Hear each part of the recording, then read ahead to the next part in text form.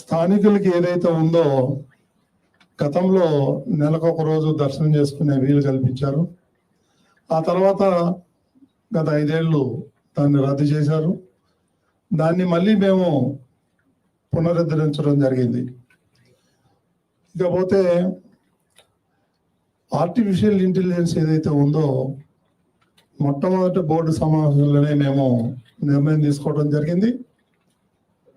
1-2 గంటల్లో దర్శనం చేయించాలి అనేటువంటి దీంతో ఏకగ్రీవంగా మా బోర్డు సభ్యులు తీర్మానించారు.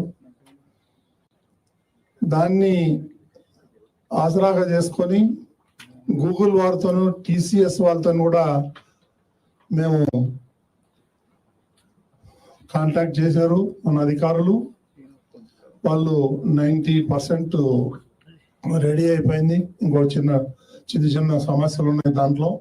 అవన్నీ చేసుకున్న తర్వాత 1-2 నెలల లోపల ఆర్టిఫిషియల్ ఇంటెలిజెన్స్ సిస్టమ్ ద్వారా భక్తులకి 1-2 గంటల్లో దర్శనం జరిగేటట్టుగా చర్యలు తీసుకోబోతున్నాం.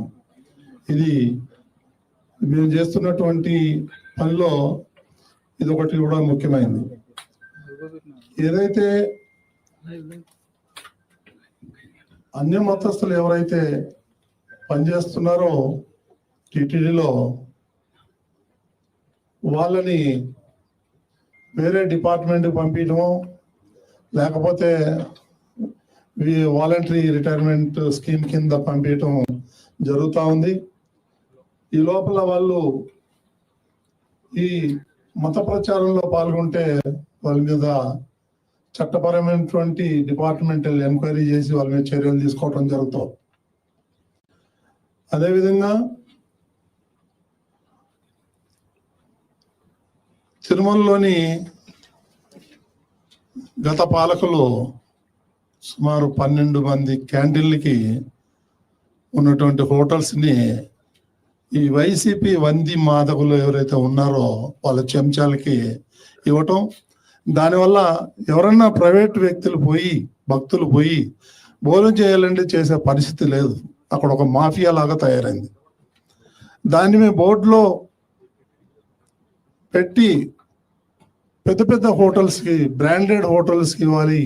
వాళ్ళైతే వాళ్ళ పేరు కోసం అయినా మంచి క్వాలిటీ పెడతారు, రేట్లన్నీ తక్కువ ఇస్తారని చెప్పే ఉద్దేశంతో దాన్ని మనం ఈ టెండర్ల ద్వారా పిలిచి వాళ్ళని ఫైనల్ చేసాం. ఫైనల్ చేయగానే మళ్ళీ వీళ్ళు హైకోర్టులో పోయి రిట్ వేశారు, మాకు అన్యాయం జరిగిపోతుంది అని.